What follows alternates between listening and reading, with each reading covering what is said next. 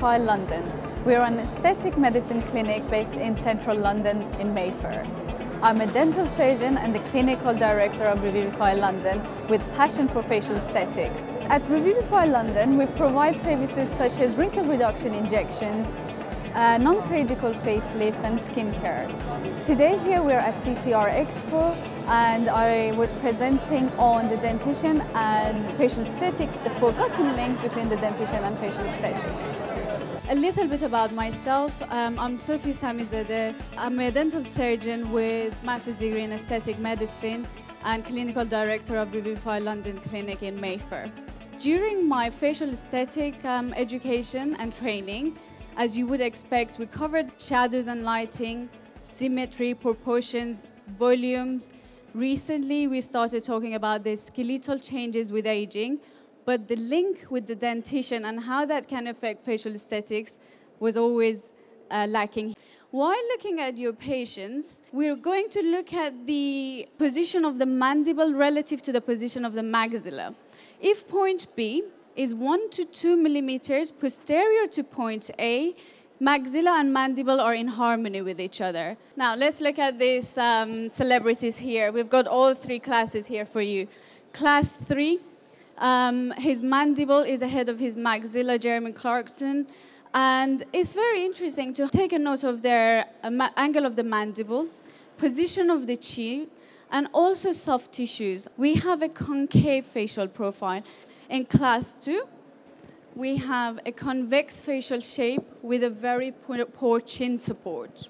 And look at class 1. We all agree that this is quite aesthetically pleasing.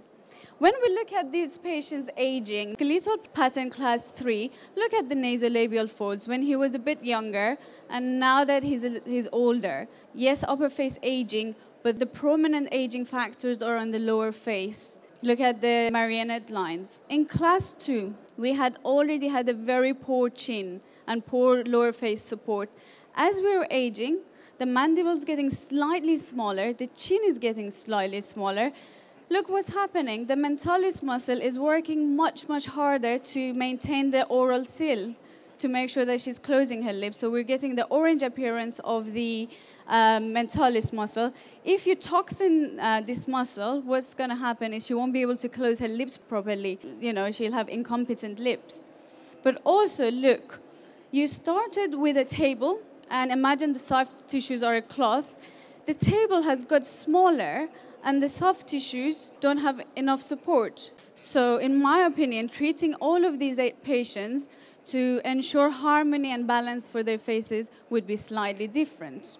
The dentition. I'm sure we all agree that dentition affects position of our lips. However, you may not be aware of how drastically dentition affects the lower face. For that reason, I'm going to talk about tooth loss. Our maxilla and mandible and the alveolar bone require constant stimulation to maintain their its intensity, height, and width. When we lose teeth, we lose that stimulation. If your patients lose more than one tooth or they become edentulous, what has happened is they've lost the height of their mandible and their maxilla. What are the soft tissue effects of that? Soft tissue follows that. They have a sad face appearance. There is loss of support of soft tissues. The upper lip elongates. You will see the vertical lines, and it inverts inwards. The same thing happens with the lower lip. It doesn't have this skeletal, hard structure that was supporting the lower lip. So the lower lip also inverts inwards. Not only that, if you have a look, the chin moves forward and upwards. Lack of maxillary support will give the appearance of elongated nose, and you get witch's appearance. Downturn lips, deepen nasolabial grooves, and deepen marionette lines. And the lower face collapses. The height of your lower face is reduced. As natural aging can result in tooth wear. But it also can be pathological. What do I mean by that? For example, a lot of your clients will be grinding their teeth during the day or at night unconsciously, and they don't know about it. They lose hard tissue structure. The height of their teeth becomes smaller. If this advances, again, loss of support, loss of dental tissue, results in collapse of the lower face. Exactly the same things. The support for the soft tissues are gone, nasolabial folds deepen, marionette lines deepen, and upper and lower lips move inwards. Therefore, you get the vertical lines as well and loss of tonicity of the lips.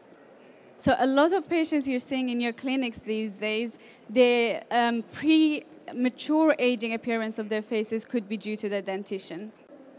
In conclusion, if you're after a global harmony and balance of one's face, it's important to look at all the factors that contribute to one's facial harmony and balance. Thank you very much.